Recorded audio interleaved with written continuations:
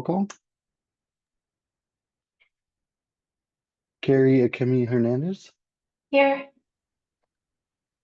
Lisa Marie Alvarado, Present. David Azevedo,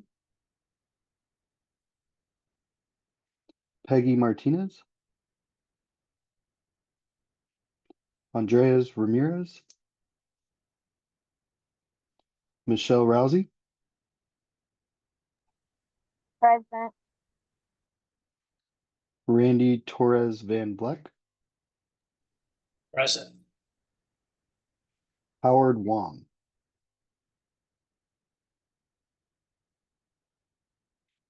Anna Gonzalez, Present. and Martha Armis Kelly. Present. Thank you. And I will just go ahead and move into the webinar instructions here. Welcome to the August 25th, 2025 Interagency Transportation Equity Advisory Subcommittee meeting on Transportation Planning and Program Guidance. This subcommittee's focus will be on elevating diverse and historically marginalized voices and will advise the California Transportation Commission, California State Transportation Agency, and California Department of Transportation on how to achieve meaningful outcomes in transportation equity, environmental justice, and equitable economic opportunities, especially as related to transportation planning and programming. The meeting agenda is located on the Commission's website at www.catc.ca.gov. Any document created for this committee can be translated into any language you need. Simply email us at transportationeac@dot.ca.gov, and we will have them returned to you as quickly as possible. American Sign Language translation is being provided for this meeting. You should see them on your screen. Live closed captioning is also available. Please select the Show Captions tab at the bottom of your screen. There are a number of language options available there for you to choose from. Speakers, for accessibility purposes, we ask that you please state your name before speaking. Presenters, if you are on the agenda to make a presentation, please do your best to be succinct. Please remember to speak at a steady pace to allow our translating services adequate time for accurate translations. Members of the public, we welcome comments from the public as part of each item at this meeting. You should see the webinar control panel, likely located at the bottom of your screen. There, you will find the raise hand and Q&A tabs. We encourage you to use the raise hand feature as soon as we reach the item to give the system time to acknowledge you. Committee staff will let you know when it is your time to make your comment. Alternately, you may use the Q&A tab to submit your comment.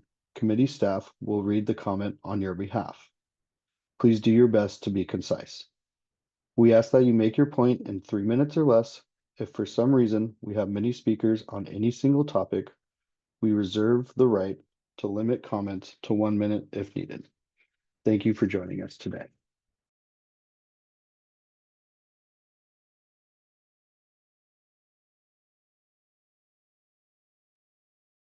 Thank you, Clerk. Anna, are you able to read the land acknowledgement?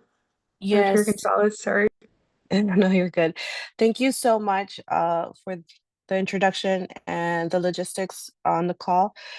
So at this time, we are gonna go ahead and do the land acknowledgement, as it has been a tradition of the EAC and the subcommittees to uplift the voices of our Indigenous people. I will go ahead and read the land acknowledgement. We acknowledge that the land that we now call California is the ancestral lands of the over 109 nations, tribes, and peoples. The indigenous peoples of this area have a deep reciprocal relationship with the land as its original stewards, Their ways, methods, and traditions have contributed to California's rich biodiversity and have impacted the transportation network for the state. We stand with Indigenous communities and are committed to partnering and advocating for a more equitable and sustainable future. Our transportation network not only connects us to families, friends, work, and leisure, it connects us to our past and future. We embrace our past with a future commitment to inclusiveness and equity for everyone who calls this state home. And with that, I want to acknowledge the peoples of where I reside, our Yuhabiatam, Tongva, and Kij Nation peoples of San Bernardino and Riverside counties. Thank you so much.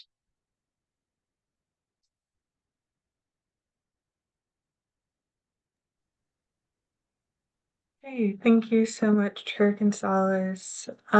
If you are able to move us into public comment on items not on the agenda.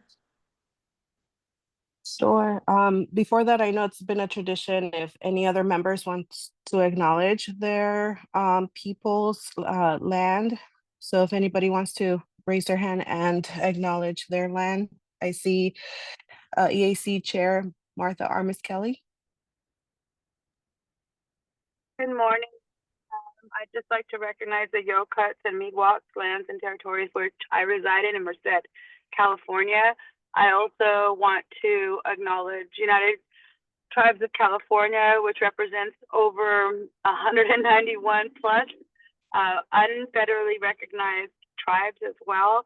And today I would like to highlight the Mescalero, Apache Mescalero, and the Maidu tribes that also reside in this area. So thank you. Aho. Oh, thank you so much. Any other members?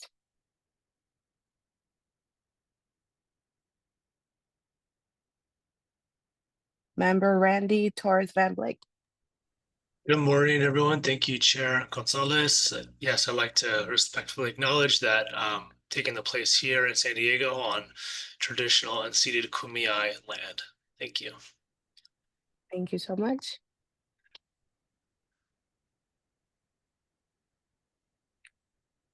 Any others? All right. Seeing none, we're going to go ahead and move on to our public comments on non-agenda items. So clerk, at this time, do we have anyone wishing to speak on non-agenda items?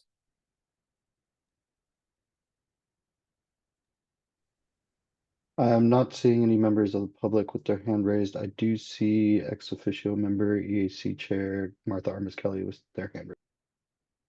All right. Chair Armis Kelly.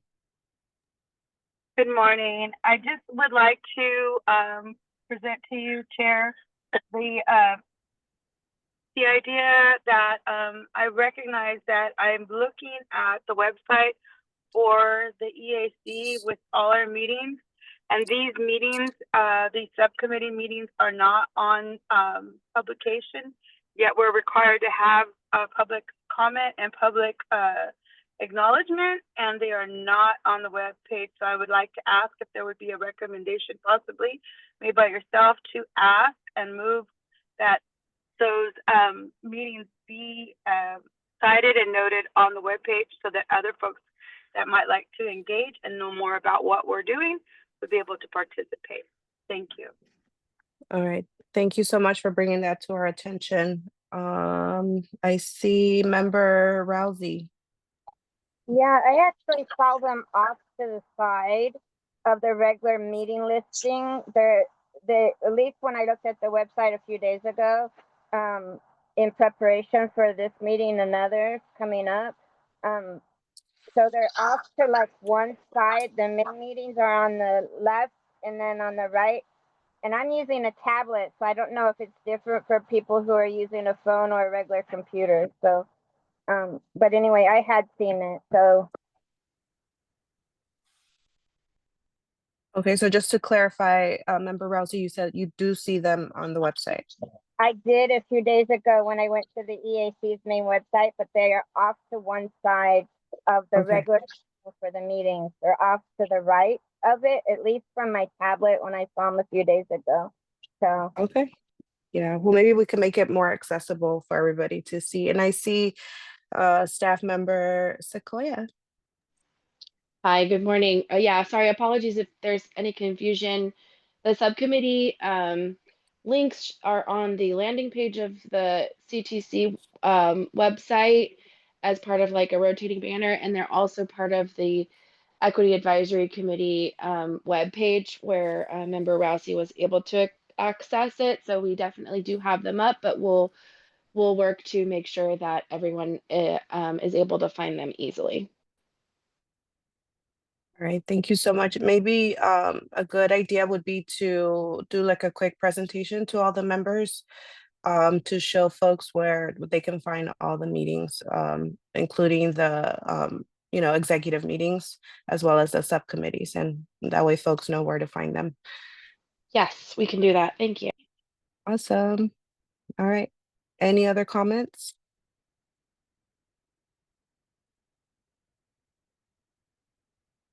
All right, seeing none, we can move on to the adoption of the June meeting minutes. And we can take a motion to move the minutes.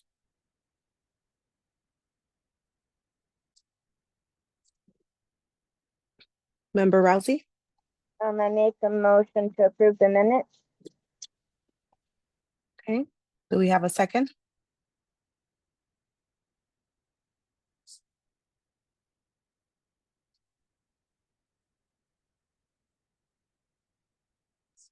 I'll second.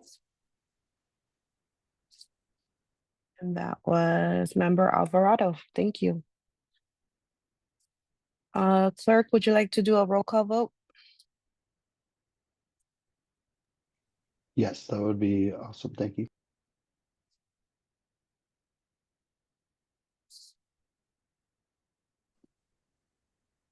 Hi, Peggy here. Did we get a second for that? It took me a long time to find the unmute button. Yes, Member Alvarado seconded. Okay, sorry. Thank you. I'll mute now. I'll do the roll call now. Carrie Kemi Hernandez, Aye. Lisa Marie Alvarado. Right. Oh, sorry, you had the second. Yeah. David David Azevedo, not here. Peggy Martinez, Hi. Michelle Rousey had the motion. Randy Torres Van Vleck, Right.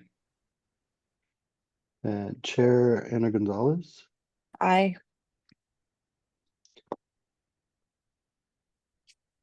Motion passes. Thank you.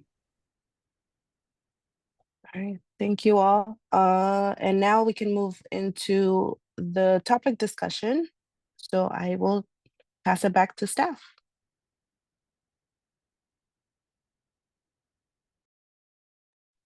Thanks, Chair Gonzalez. So our first presentation is going to be on the Caltrans transit policy. So Josh, if you want to pull up your slides and get us started with that.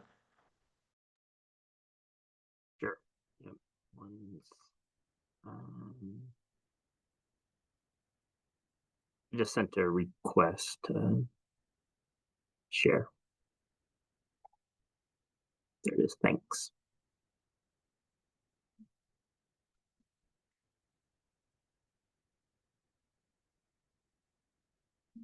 Okay. So again, good morning, everyone. My name is Josh Pulverman, and I'm the office chief for the Office of Transit Planning in the Division of Transportation Planning. It's a honor and privilege to be able to present to this committee this morning. We've been diligently trying to make sure that we did circle back and provide some updates and information on our Caltrans Director's Transit Policy with this group. We do hope that we can come back at a future meeting and get a little bit more into the implementation side of the policy. So with that in mind, today I will be providing an update on work and progress to date and touch a little bit upon the implementation plan efforts. But as we get into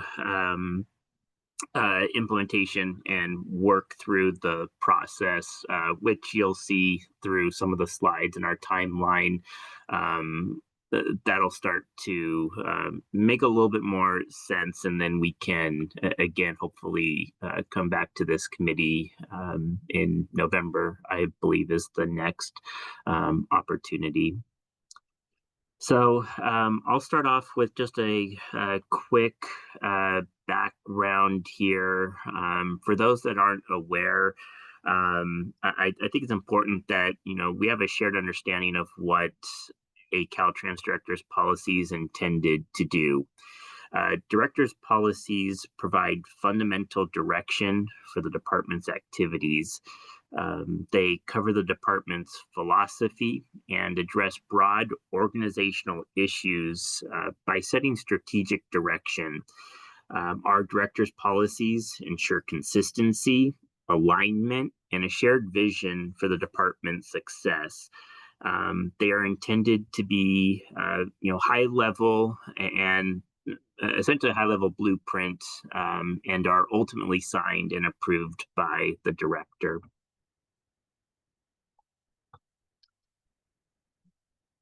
To summarize at a high level, the intended results of this policy are to construct and improve transit priority facilities on the state highway system, establish internal processes to resolve encroachment permit application challenges for transit priority facilities. We want to, use this as an opportunity to partner with planning and transit agencies on plans and projects that impact transit on the state highway system, improve data and technology to support transit connectivity and its ease of use, and incorporate cost of transit activities into existing programs.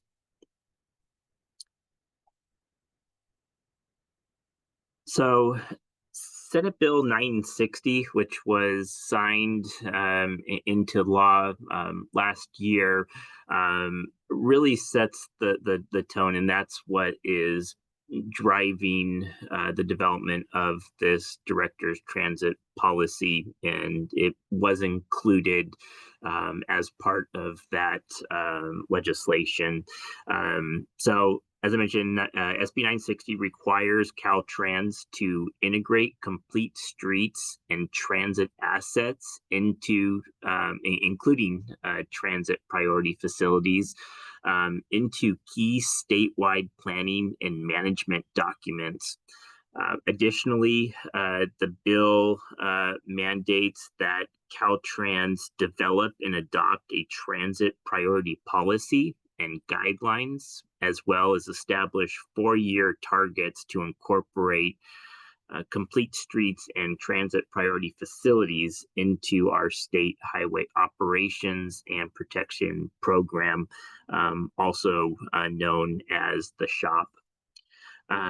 So we, as I have up on this slide, and I just mentioned, the bill does require Caltrans on or before January 1 of 2026 to develop and adopt a transit policy. So that is what we are working towards right now, and that'll be the basis and setting for the policy, which again is the high-level blueprint that highlights our roles and responsibilities regarding transit within the department. And as I'll cover momentarily, the implementation plan component is something that we are developing concurrently to the policy. that will be released around summer of 2026, and that's where we're going to really have a lot of the nuts and bolts of the policy and working with our partners to further implement what's in the transit policy. So that's where we're going to see a lot of our actionable, action items, things that, tangible items that we can, work with our partners on to move forward. So continuing with the policy, we like to think of this as a stool where the policy itself is the top. And then we have three supporting legs of the policy, or three key pillars, and those being planning, projects, and data and technology. And these commit Caltrans to utilizing design flexibility and context-sensitive solutions to enhance transit networks for travelers of all ages and abilities. To the fullest extent feasible and practicable, Caltrans will incorporate public transit features within the state highway system and improve bicycle, pedestrian, and transit connectivity to local and regional networks. So as I mentioned, looking at our timeline, since March of last year, we've put a lot of time into coordinating internally and making sure that we were on the same page across the department. Earlier this year, we conducted external engagement through multiple statewide workshops where we solicited initial feedback on policy development from our partners. We've also reached out and presented at over 23 regional level meetings with our regional agency partners. And then just a few weeks ago, we did hold another statewide workshop to gather feedback on the draft policy. And that was in line with the release of the policy publicly for public comment, where we did have the policy out for a 30-day public comment period. And we did have that workshop right in the middle of that comment period.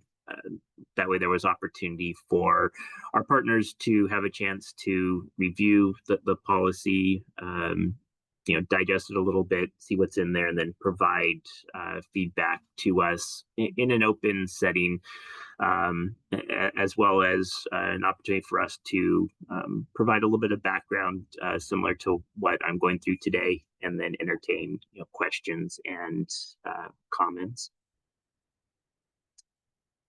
And then just looking again at a more succinct schedule moving forward in terms of next steps. We just wrapped up our 30-day public review period for the policy. Comments were due last week on the 18th. We are now going through and taking a look at all the comments that were submitted. And, we will be working to incorporate feedback received as appropriate and where feasible. And then, we will be moving on to briefing our Caltrans and California State Transportation Agency executives and management, and then submitting the draft policy to the director's office for formal review. And then we do anticipate releasing the policy by December of this year, in compliance with the SB 960 deadline of January 1, 2026. And as I mentioned earlier, and what I want to just kind of walk through here, and again, this is a lot of preliminary information, as these are things that we are starting to tee up, and then hopefully we can come back in a few months to really dive in a little bit more on the implementation plan. But again, for purposes of today's discussion, simultaneous to the development of the transit policy, we are collaborating closely with key Caltrans divisions and our external partners to create an implementation plan. You can read more about some of the specific activities that we're considering for implementation actions in our implementation fact sheet, which is linked on our website. And I can drop the link in, I think there's a chat option here in Zoom. Once I conclude my presentation this morning, I'll go and drop that in. And I can also share it too with the committee chair as well, if that's a better option to circulate the links. We also have a high-level summary of those actions on this slide, which kind of goes through and pulls from that fact sheet. But in essence, the implementation actions will be consistent with SB 960 and with actions identified in the Transit Transformation Task Force's report, which is anticipated to be released in October of this year. So that is kind of something secondary that we are waiting on. Once we do get and see that report, we will be working to crosswalk what we have in the policy, what we're intending to put forward in our implementation plan, and walk that against the Transit Transformation Task Force report to make sure that we are in alignment with the recommendations coming from the task force, so that we are carrying forward both sides of our implementation actions. As I mentioned, we are working with our internal stakeholders to answer some key questions regarding implementation. So again, since we're at this beginning stage of the implementation efforts, whereas we are wrapping up and getting the high-level policy blueprint completed, as we work through and start to think about those next steps of implementation, we're going to be asking ourselves things like, what transit assets will Caltrans own? What transit assets do we want Caltrans to focus on building? Where do we need clear guidance on who will maintain transit assets on the state highway system? And looking at things like, will Caltrans create minimum standards of transit assets like signage and bus stops? So these are some of the questions that we are considering as we are thinking about, specific implementation actions. And we do have some early progress. We are calling some of these and looking at quick wins that we can make on key implementation action items. So we have our state transit plan, which is in development. That is a high-level transit policy document that will capture the implementation plan actions of SB 960. We also have our district transit plans that are in development regionally across our 12 Caltrans districts, and those provide an opportunity to present inventories of existing transit assets and identifying recommended improvements and priorities for Caltrans within each Caltrans district. And then, we do have our transit implementation plan itself, that is the policy implementation plan. So in terms of looking at some of our planning documents, we think that those are key early quick wins that we are in the process of developing that speak to answering some of the questions and some of our implementation items, and we can utilize these documents as ways to carry some of those forward, again, as some early implementation type items.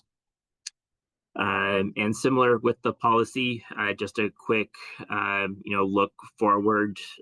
We have started to develop the policy, meeting with our partners, and then as we go into early next year, we will start looking at collaborating with our stakeholders and focusing on furthering the development of the draft implementation plan.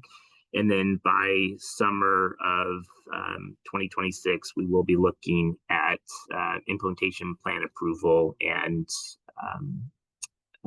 kickoff, essentially working with our partners to then take those items and carry those forward.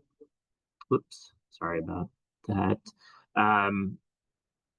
So that is the content of my presentation today. Our contact information is on the screen. Again, I'm the Chief of the Office of Transit Planning, and then Jessie Downing is our Branch Chief for Transit Policy Implementation, and her team is leading the day-to-day work on the policy. So either one of us, can answer questions or anything that comes up today too during over the next couple minutes here. I'm happy to ask, but if there's anything that comes up, down the road or something that comes to mind, feel free to reach out to either of us.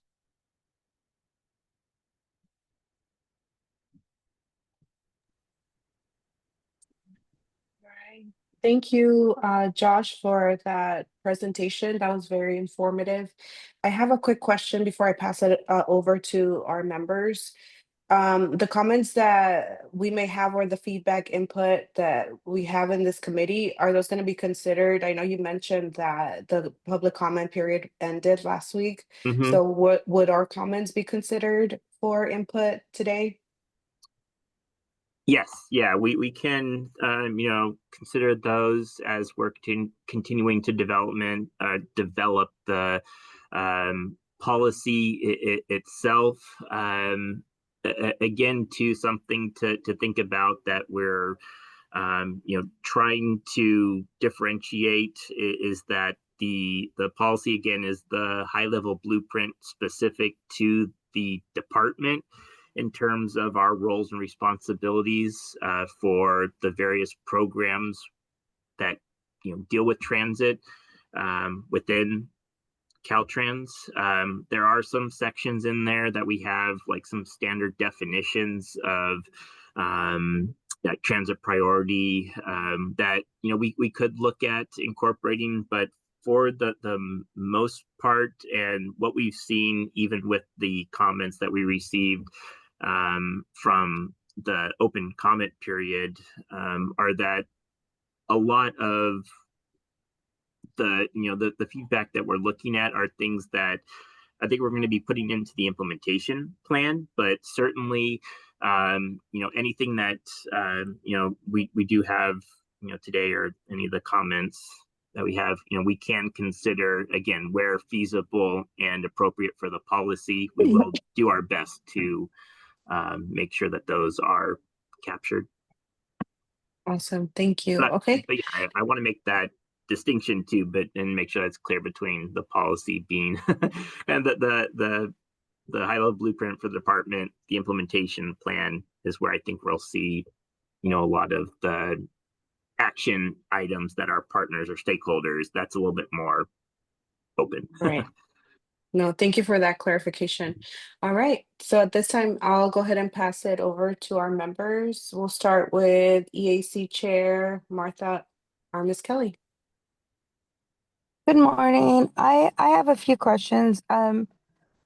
In reference to uh, just from the beginning, the task force that you're discussing, Mm. are those task forces going to be at a local level? And the question is, why weren't we invited to participate in that if that was the case? And how many communities were included in the task force?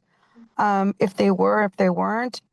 And then when we are, I think that for the future to have real transparency, it's important to be able to know who these partners or allies that are, you know. I think that we need to be more transparent in discussing who these partners and allies are that are helping develop the policy or that you vetted through this design.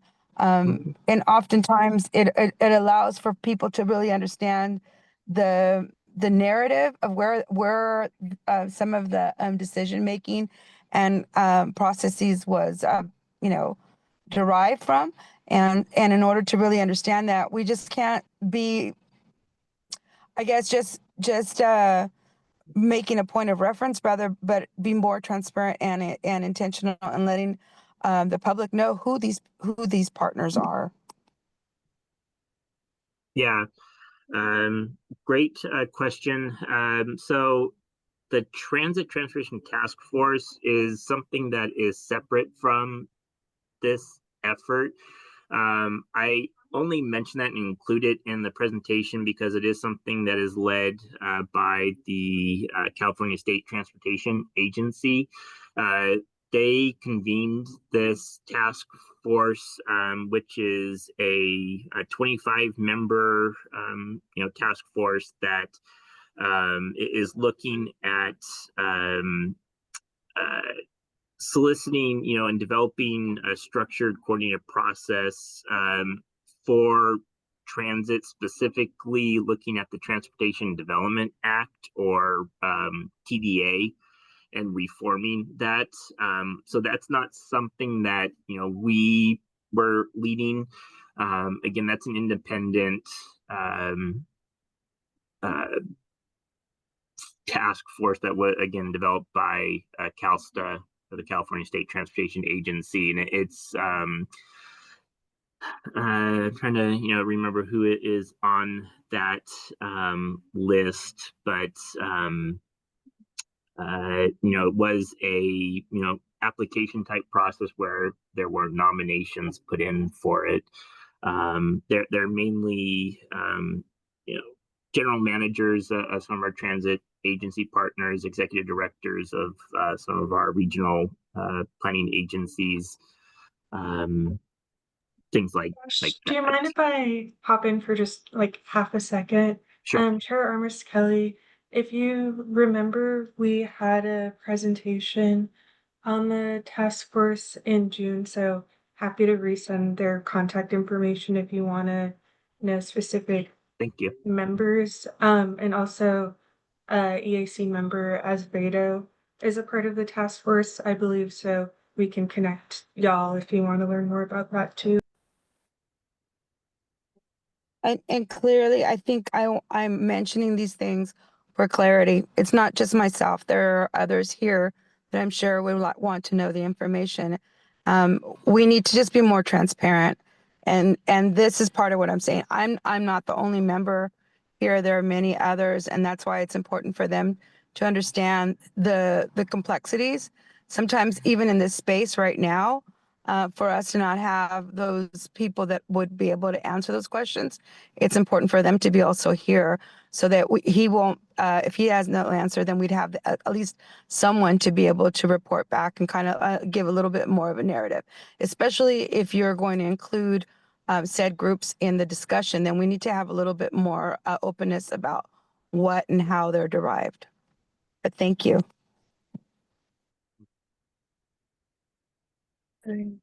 Thank you for your comments, Chair Armis Kelly.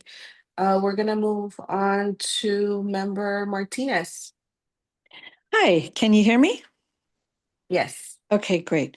Well, first, Josh, thank you for the presentation.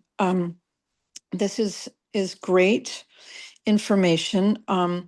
So Josh, so I am blind. So can't really read the screen or anything that was shown in the presentation today. So I may be asking a question that the answer is has already been sort of shown. I think this is a little bit connected with Chair Armas Kelly's comment. My thought is slightly different. It's a timing thing. It's understanding the order of operations of how things proceed and move. And so what I'm thinking, so yeah, clearly it's there is a transparency element as well. So just not only for you, but for the meeting organizers and everybody on this call, I mean, I think that it is not, we all know that it's not easy to get everybody all the information in a timely way for everything. I mean, this we know, but I think though, in my opinion, an important question is, yes, when we're talking about a blueprint, when we're talking about a policy being written at the highest level, and it's being written for something like transit, which is, what this is about, and how transit's going to operate on the state highway system. Well, as we know, the primary users of transit are not in every case, of course, but in many cases are professionals of color, people with disabilities, seniors, and the list goes on. Students, youth. And we're always hoping that the more standard commuter, like what we might see in New York or Seattle or Chicago, would also be taking transit, and they are in some places in the state. Anyway, my point is, who are, and if you don't know the answer, that's totally fine. I just think we need to see the list of as you refer to them as partners, where is the list of the partners who participated and communicated about this policy? And another question I have, which you may not know the answer to, but you may, is who was representing people with disabilities? And I just want to make sure, frankly, that whoever it is that's representing sort of me and my constituency and my people, to put it very plainly, is qualified to represent us. So I have been an advocate for a long time, and I don't mean to, single you out here. I mean, but you are the person representing Caltrans, so nice to meet you. Anyway, it's this, what we want in this committee is to be effective. And we want to use our time well, and we appreciate this presentation, and we need more. We need more information in advance of a presentation telling us that, all these partners were there. And well, it could be that one of our members was there too, or he's part of the transformation task force, which is different from the list of partners that you're describing that Caltrans has communicated with. So I think that's really what I want to know, is who the Caltrans partners were that have created the blueprint for something that's going to affect, a lot of people. So thank you for listening. Yeah, great question. So in developing the policy, again, that high level blueprint for the department, that was something that is done more so, internally. That is my team that is working with our partner programs within the department. So specifically looking at our Division of Traffic Operations, we have input from our Division of Design, Sustainability, Complete streets? Do you have complete streets? Yes. Okay, Yes, good. Just checking. Our Equity and Tribal Affairs team, In terms of the list of participants for like the workshops and those that chimed in, I can look through our participant list and follow up with you on that. I don't. We had over 100 plus individuals from across the state that I can tell you with certainty they weren't all from within the department. A vast majority of our participants were from outside. They were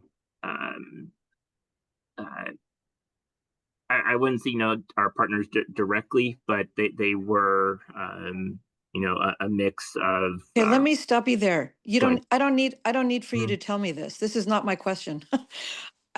What I'm curious about are who on the Caltrans teams, who are, who were the primary partners to create the blueprint? I totally, I am absolutely trusting and confident that you guys connected with a ton of different stakeholders, and that's fantastic.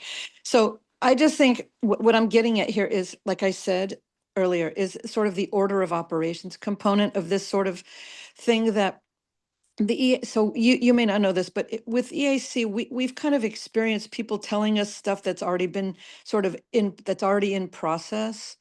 And I think that that is part of our frustration, is that we're being informed, kind of down the road, like, oh, hey, by the way, this is this thing that we're doing. And we appreciate being notified. There's no question about that. And we know that the staff works very hard to do that. And so we know that as well. I think what I think some of us would be interested in learning is, so, having you say that the tribal affairs folks were involved, well, that's great. I think it'd be interesting to know, and obviously a lot of different people need to be involved, but I think what we want to know more about is the equity component, the equity, the disability, the senior citizen component of within Caltrans that are helping to make these decisions. So anyway, I don't think you need to tell us, like, give us a listing at this moment of who might have been there. I think what we want to see, or I'll just say what I want to see, is how does Caltrans derive its, blueprint partner group within its organization? So thank you. Yeah, those the division partners that I mentioned, those are the ones that we're working with, and I do understand and know the difficulties, and where you fall within, like, sometimes the process you mentioned, it's after the fact, and that has been something that we've been trying very hard to kind of align with our timing and when this committee meets, and we've tried to at least share some information to through various channels to reach out to members of this committee outside of these formal meetings as well, to do our best to align where we can with the schedule and frequency of these meetings.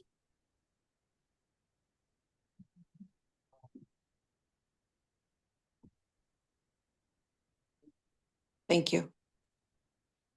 Yeah, was that helpful, Peggy? Yeah, sure. Oh, yeah. Information is always useful. Thank you, guys, everybody.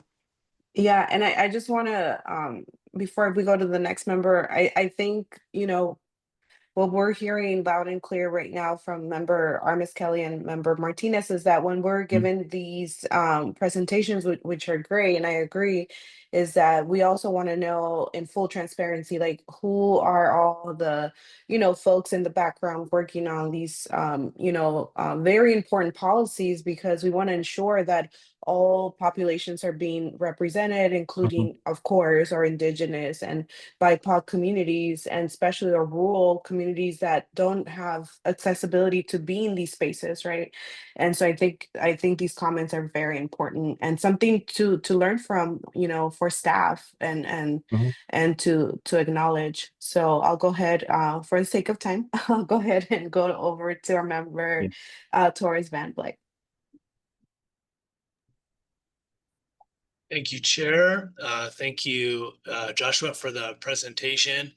I'm really excited about Senate Bill 960 and the fact that Caltrans is developing the transit policy.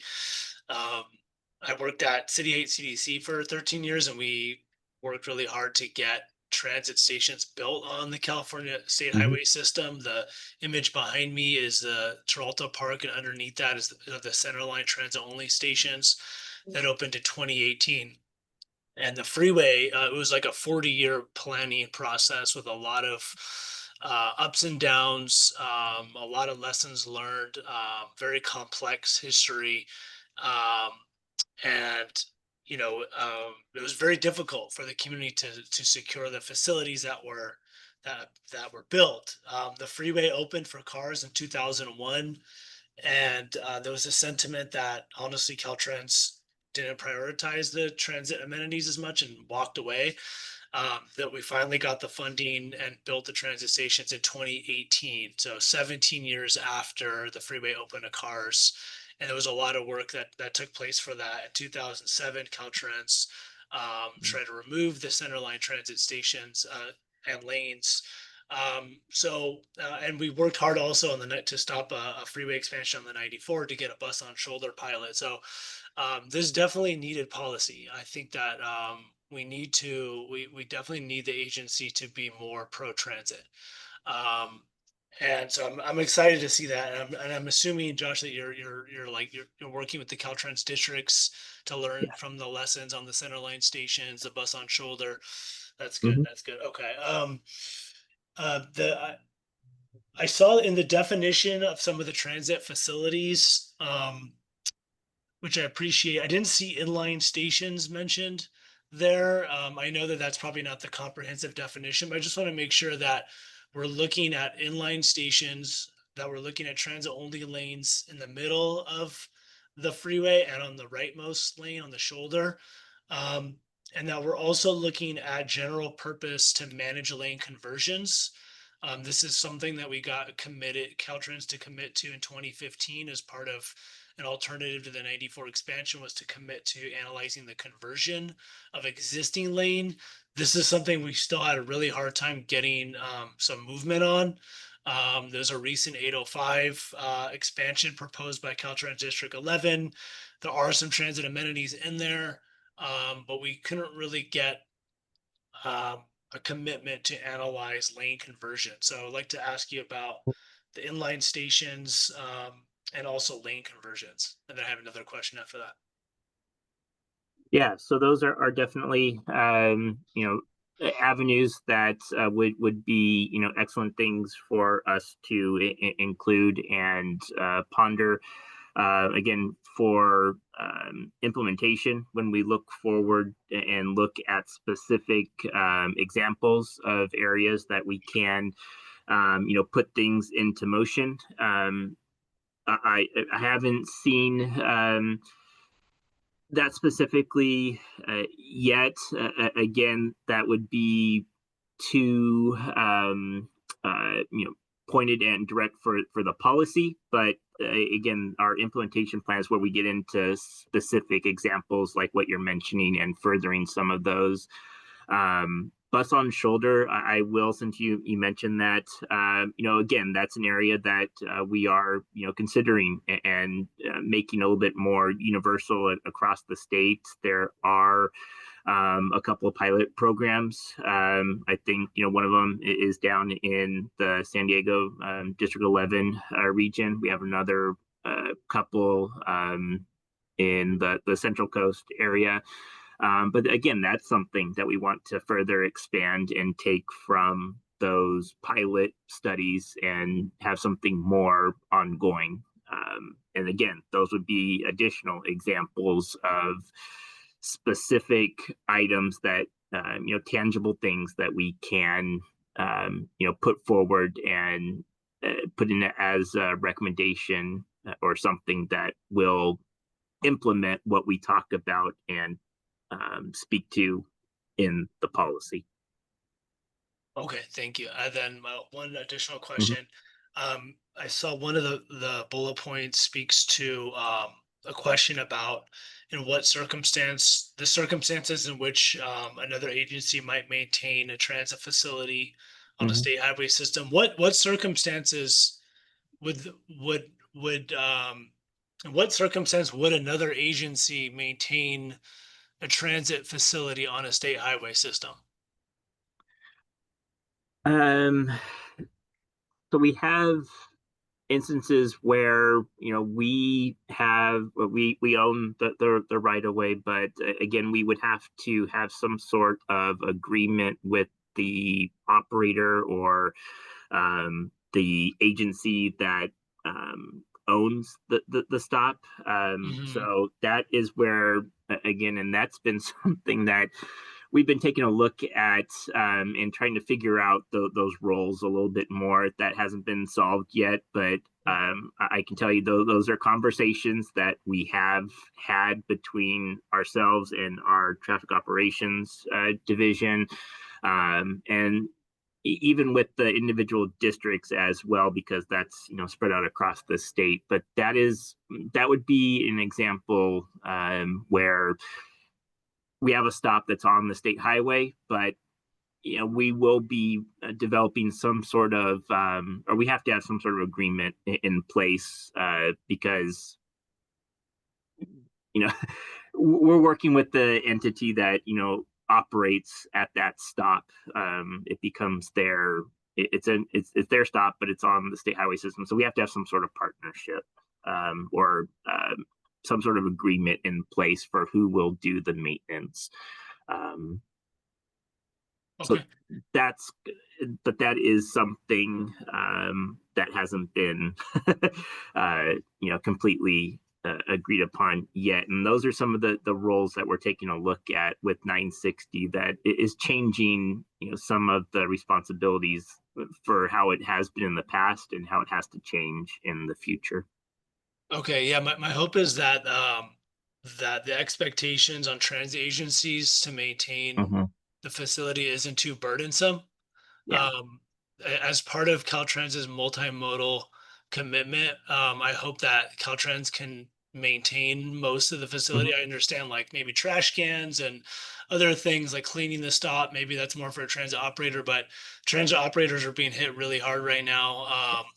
And I think as part of that multimodal commitment, I hope that Caltrans will lead the maintenance. And we had an example in San Diego as well along the 15 freeway where a bike path was built in the state right away, and it was kind of held up because Caltrans was insisting that the city maintain it, and we compelled them to maintain it because it's part of the network. And just like they maintain a road for cars, they should maintain a bike path for bicyclists as well. So I'm hoping that there's a change as they're on that perspective, and that we can get Caltrans to maintaining multimodal infrastructure. Thank you, Chair, and thank you, Joshua. Appreciate it. Yep, thanks for your question. Thank you. Awesome questions. Thank you so much for your patience, Member Rousey. Go ahead. Yeah, hi. Thank you for your presentation. I'm somewhat probably more familiar with the transformation task force than it seems like some of our members here are, and have a few friends on the task force, so I'm familiar with it a little bit more. But I do have concerns about access and the equity issues that this committee has, and what are you needing from us besides our feedback today? What do you need going forward for us to successfully be able to give input and be able to progress and equity issues along for this project? Yeah, another great question. And I think having some of the insight and direction to, and looking at some of those specific equity issues as they pertain to projects or, you know, if we were to go and put something into our implementation plan as an action item or a specific uh, you know task, knowing what some of those implications are and who we should work with or probably add to that item as a key partner, maybe someone or an organization that we need to consider as part of the project development team, even for projects that we're looking at, where we want to include more transit components in. Those could be examples of areas too, that we look at holistically across the department when we have a project, and we want to advocate for more of those transit components within an existing project. We could have a recommendation in our implementation plan that we take more steps to drill that down a little bit to have direction for the department on making sure that when we're looking at these projects that we are being a lot more inclusive in bringing in some of these additional individuals or groups to help consolidate or not consolidate, confer on projects that we're putting forward and what it could mean and for the community and how it would impact individuals and having that insight. And again, too, if there's anything in some of our definitions or anything that we have, at the forefront of our policy, that would be another area that we would really value the input of this committee.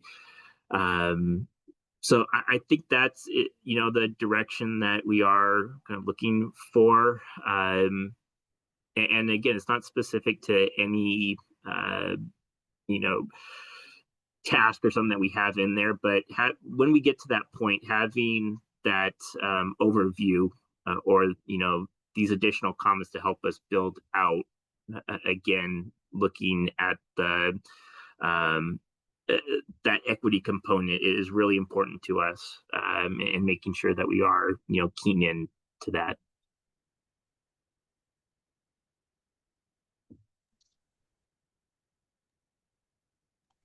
Member Rousey, do you have a follow-up? Can I have a follow-up?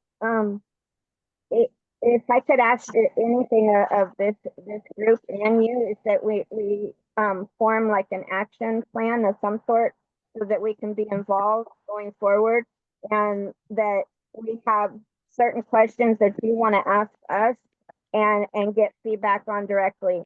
That's all I have. Thank you. Thank you, Member Rousey. I think that's a great idea. We should definitely be informed every step of the way. Member Armis Kelly, do you have a question? I'm so sorry. I'm so sorry, Chair Gonzalez. This is Sequoia. We do have another presenter after who needs to leave at 11, and I do want to make sure that they and you all have enough time. So I'm wondering if maybe we could, after this, wrap up questions and move on. All right. I just want I to, didn't have my are we hand going up. to have, yeah, I just want to make sure we're going to keep Joshua for any final questions, but I'll be glad to give the floor over to Destiny.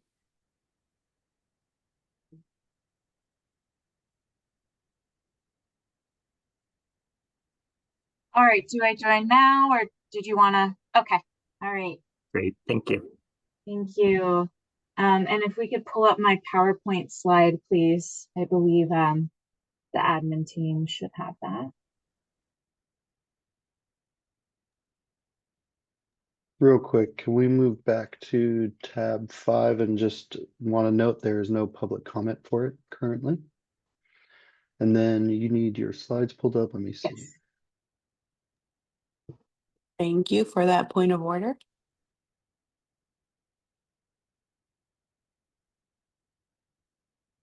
And then my presentation takes about 10 to 15 minutes, and we have about 22 minutes left. I will try to speed through it. And then, of course, like I'm happy to meet in briefings with EAC members, or folks can reach out to me via email to provide comments as well.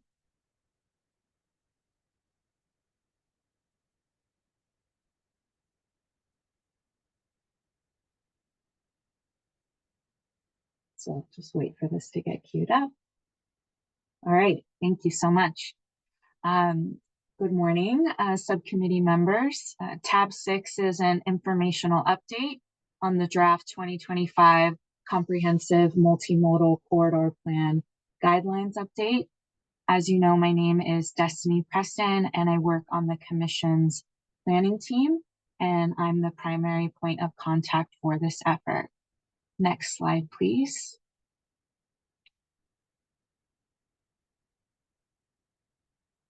Today's presentation will focus on discussing the draft 2025 Corridor Plan Guidelines. We will begin with an overview of the 2018 Corridor Plan Guidelines that are being updated. We'll then discuss updated components of the draft 2025 guidelines and our schedule for adoption. We'll then recap feedback we've received so far during the public comment period before we transition into some discussion questions and gather general feedback on the draft guidelines. At the end of today's presentation, we'll recap the feedback received and summarize any action items before walking through next steps, including the final adoption schedule and future engagement opportunities. In addition to the verbal comments and feedback you share today, staff would greatly appreciate written comments as well. Next slide, please. At a high level, the purpose of comprehensive multimodal corridor planning is to encourage transit agencies to think about their congested corridors holistically and to develop solutions that go beyond just highway improvements by incorporating parallel rail, transit, and active transportation facilities. This framework underpins the purpose of developing the Commission's Corridor Plan Guidelines. Following the passage of Senate Bill 1, the Commission adopted the first iteration of the Corridor Plan Guidelines in December 2018. The statutory framework for the Corridor Plan Guidelines is tied to the Commission's Solutions for Congested Corridors program. Next slide, please. The California Streets and Highways Code requires that solutions for congested corridors funding shall be available for projects that make specific improvements and are part of a comprehensive corridor plan designed to reduce congestion in highly traveled corridors by providing more transportation choices for residents, commuters, and visitors to the area of the corridor while preserving the character of the local community and creating opportunities for neighborhood enhancement projects. Next slide, please. The guidelines cover roles and responsibilities for the preparation and review of plans. The guidelines also identify plan content pursuant to statutory requirements, public outreach and engagement, as well as sharing planning resources. Next slide, please. The Commission developed the Corridor Plan Guidelines to highlight statutory requirements for comprehensive corridor plans that are utilized by agencies to apply for funding through the Congested Corridors Program. The following organizational entities are eligible to nominate projects for Solutions for Congested Corridors program funding. A regional transportation agency, a county transportation commission, Caltrans, and an authority responsible for preparing a regional transportation improvement program under section 14527 of the Government Code. To provide additional context for the program and the types of projects identified through the corridor planning process, we have an example awarded project to share and talk through with you. Next slide, please. Last June, the Commission approved staff's recommended list of awarded projects that competed for Cycle 4 of Solutions for Congested Corridor Program funds. One example is the Watsonville-Santa Cruz Multimodal Corridor Program Cycle 4 project, which proposes to improve 3 proximate and parallel routes consisting of Highway 1, bus, and active transportation improvements. The package of projects was envisioned within their corridor plan. The plan process provided an opportunity for the local community to weigh in on multifaceted solutions to corridor congestion. The project is expected to reduce congestion, improve travel times, improve air quality, and support the mobility needs of low-income communities. The Commission's website includes information on other projects funded under the Solutions for Congested Corridors program. And if you'd like to learn more, we'd be happy to connect you to a program manager. Next slide, please. The guidelines update expands on equity by encouraging equitable outcomes and robust engagement from planning partners with historically impacted communities and marginalized groups. The Commission Senate Bill 1 Transportation Equity Supplement is referenced in the guidelines to provide additional guidance on best practices to enhance equitable outcomes in the transportation planning process. Additional engagement resources may also be identified in Appendix A. The updated draft guidelines specifically call out several Caltrans modal plans, including the State Bike and Pedestrian Plan and Caltrans Aviation System Plan. The draft guidelines also reference CAPTI, specifically Key Action S2.4. CTC staff coordinated with Caltrans Rail staff to obtain their feedback and weigh in on the draft. As a result, we've included references to the State Rail Plan and highlighted the importance of interregional travel via passenger rail. The updated draft includes a new appendix with up-to-date planning resources to provide policy and technical references to agencies conducting multimodal planning. We've included resources on accessibility, active transportation, climate change mitigation and adaptation, economic development, emergency management, and housing policy, among other topics. Next slide, please. Now I'll briefly touch on the feedback we've received from stakeholders during the public comment period. I'll also discuss the next steps in the adoption process for updating the corridor plan guidelines. Next slide, please. The draft 2025 corridor plan guidelines were released for a 30-day public comment period on July 1st that closed on August 1st. The draft guidelines are available on our website, and changes to the 2018 guidelines are identified in bold yellow highlights. CTC provided an informational update on the outreach process and comments received at our recent August meeting in San Diego. On August 25th, or actually that's today, you're receiving an informational update. And then the final draft document will be presented informationally at the October CTC meeting. and we anticipate final adoption at the December CTC meeting. Next slide, please. Several themes emerge from stakeholder feedback that will be addressed in the next version. First, clarification was requested on the new CAPDI language to confirm that while we are encouraging these plans to be VMT neutral, this is not a requirement of plans pursuant to CAPDI. We are working on clarifying language. Second, regional agencies have requested clarification on the applicability of the updated guidelines to corridor plans that are underway. We will clarify that the guidelines apply to plans initiated after final adoption of the guidelines. Third, EAC member Michelle Rousey requested updates to the guidelines so they can be more easily understood by the public and lay people. We additionally held an EAC member briefing and heard the following feedback.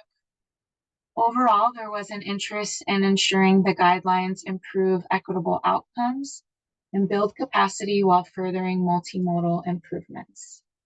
We also received recommendations on updates that can be made to Appendix A, including adding information on tribal consultation, resources on warehouse tracking, and a web page that helps the public understand air quality concerns in their zip code, which can be found on the American Lung Association's website. Next, we'll move to our interactive discussion portion of the agenda, where we'll share some specific questions for you to consider. And we're looking forward to hearing your thoughts. Next slide, please. We prepared some reflection questions to help garner specific feedback on the Commission's draft corridor plan guidelines. We'll also have time for general feedback, questions, and answers after this discussion. Our first question is, do you have any questions about the purpose of the corridor plan guidelines? Second, do you have any suggestions for planning resources to share with eligible agencies in Appendix A? And lastly, have you engaged in a corridor level transportation project? What was your experience? We encourage you to share your thoughts now on these questions, as well as any other questions or comments you may have on the guidelines. And of course, you can separately contact me to share your thoughts at any time. So we have about 10 minutes left. After this, I just have about, I think, one to two slides to close, but I will pause now for discussion. Thank you so much, Destiny, for your presentation. So for sake of time, I'll go right ahead into the questions. Member Rousey, go ahead. Yeah, you said, well, once the new things are implemented, that you won't require the agencies to do it until they're implemented. What are any plans to help with that implementation and once it is implemented and going forward so that the agencies understand their new responsibilities? Okay, so I want to make sure I understand. So you want to know how we plan to support agencies essentially with their implementation process? Is that correct? Yes, once the new date set for it to go forward, yeah. Okay. Because they're going on now is what was in place before. So once the date is set, what are the plans for the agency to go forward with the new implementation and to support them in doing so? Yeah, so we did hold a workshop in July to see what concerns agency might have about the existing guidelines. And then, of course, we have this public comment period.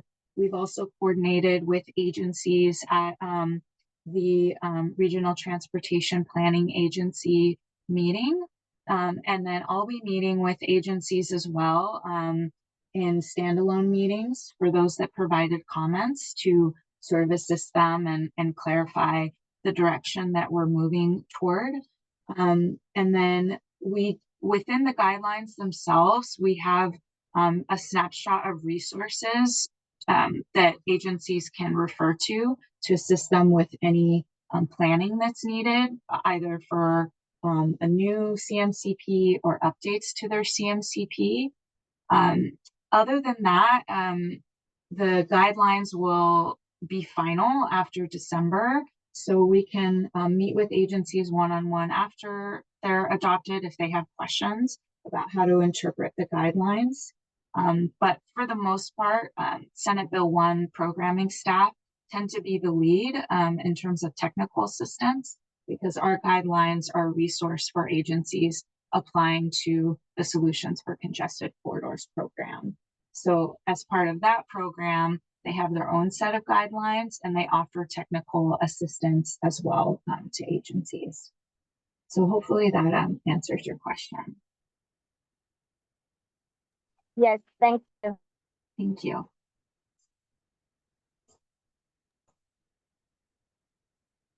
Okay, any other members? Member Torres Van Vleck. Morning, Destiny. Thank you for sharing this presentation information.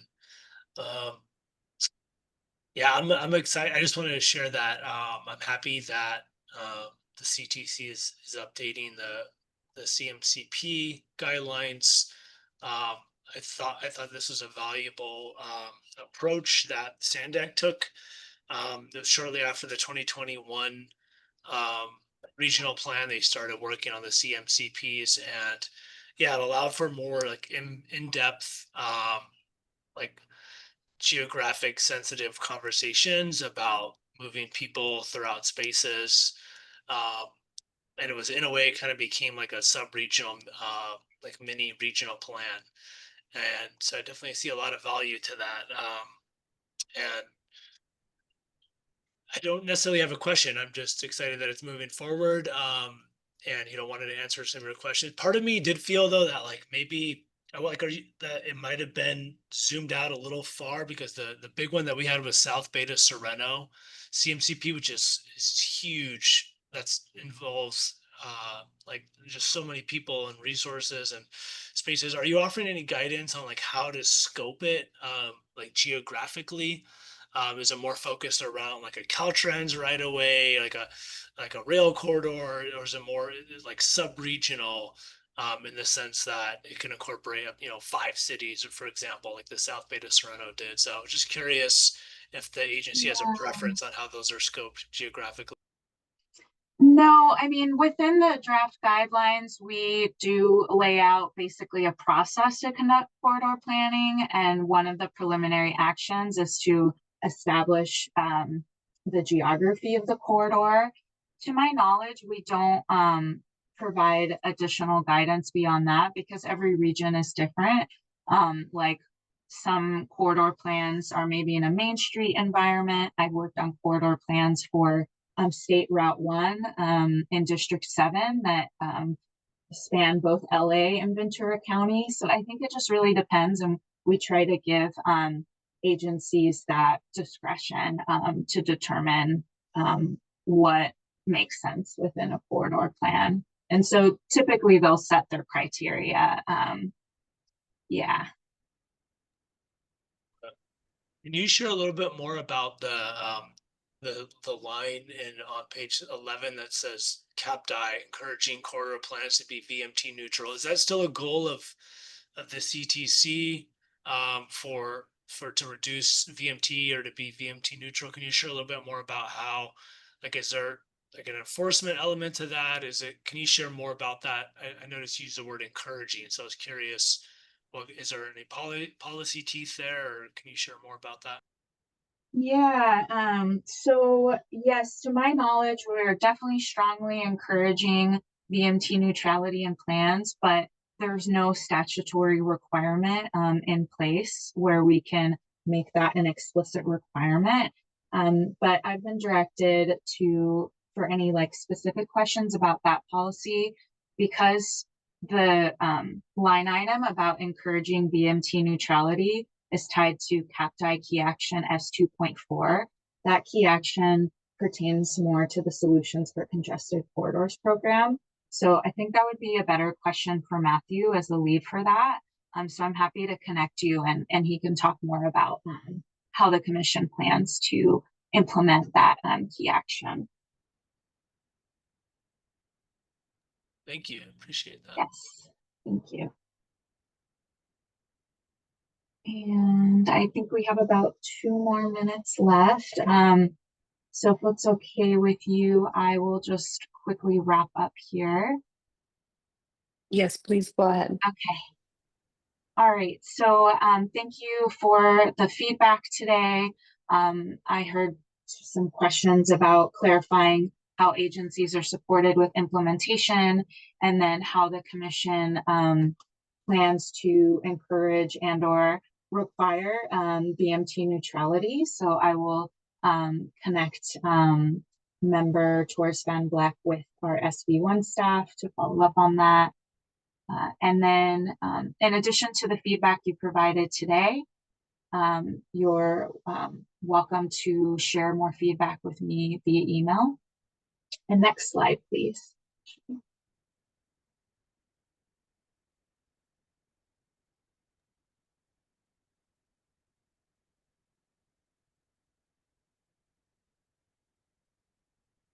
Great. And so we covered that. Next slide, please. All right, so please stay tuned for updates at the September EAC meeting and the October and December commission meetings. And thank you for everyone who listened in today, and to those that provided feedback. Please don't hesitate to reach out to me at any time if you have questions or comments. Thank you. Yeah, And thank you so much, Destiny. Presentation. Clerk, do we have any public comments on this item? I'm not seeing anybody with their hand raised currently. Thank you. All right, awesome. Thank you. Bye. Thank you. All right, so I think we are moving on to item 7, which is closing. I wanted to really quickly follow up on the last item, tab 5. Just wanted to make sure that staff brings that item back at the next committee meeting. Obviously, there was a lot of pending conversations from our members, and I know EAC Chair Arnis Kelly had a question that was not heard. So I want to make sure that her voice is being heard, and want to have further conversations about that. And I think I'm assuming that the appropriate place to continue that conversation is at our next subcommittee meeting, or I don't know if staff can correct me, otherwise we can bring it up to the whole body, right? I don't know. Please No, correct me if I'm wrong. that's correct, Anna. Yeah, the next subcommittee meeting is the plan, so in November, and we can discuss that a little bit more in detail with you during our debrief, but that was what was tentatively already slated for November. Okay, and then I wonder if we can present to the members the list of those stakeholders or the task force that provided that input for the plan policy. I don't know if that would be helpful for some of the members so they can review that. Yeah, I can work with Josh and see if we can get that ready and either sent out in advance or shared at the next subcommittee meeting. Absolutely. All right, awesome.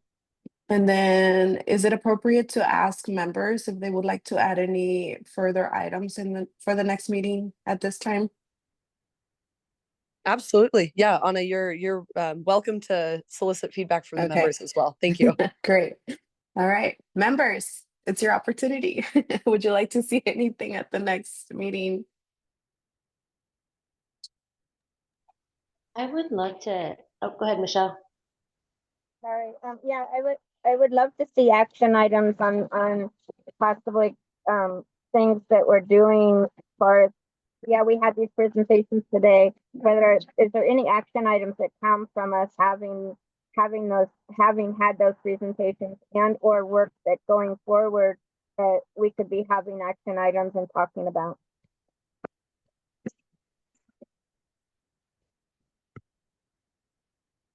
Okay, that's noted. Member Alvarado? I just really loved what Michelle mentioned about what is the action item spawning from some of these presentations. Absolutely adore that. Sometimes we're just getting informational things that we can take back to our local jurisdictions. But I think in order to, I guess, prepare democracy or feel like I'm contributing in a way that Member Peggy was mentioning, I would love to maybe like preface that, like, right, the intention of this meeting today is to give proper comments that were not included in the past two EAC meetings, right? I think that would help prepare my brain and my spirit when presentation comes to find those opportunities.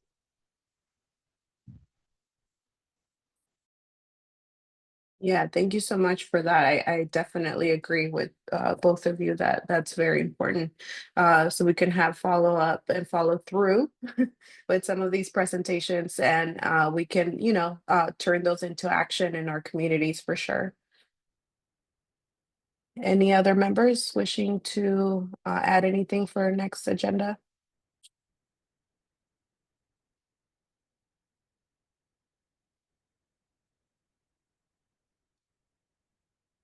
Member Martinez.